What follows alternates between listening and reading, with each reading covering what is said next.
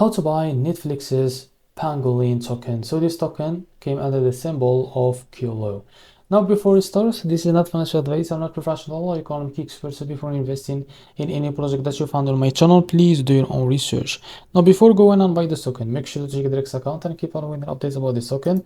As you can see, this token is available on the screener. It created 8 hours ago and increased by 800% in less than 4 hours. This token trending number 6 in the Solana section. To be able to buy this token, you can click it to copy the token address and you can open the funds wallet. For that, click here on swap. Make sure that you have enough Solana on your wallet. Now click here and paste the token as you can see. So this is also going to click on it, and here click on I understand.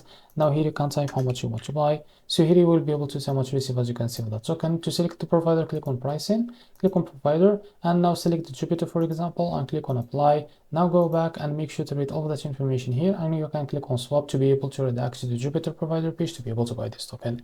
So this is how to buy Kulu token. If you found this very helpful, please like and subscribe. See you next video.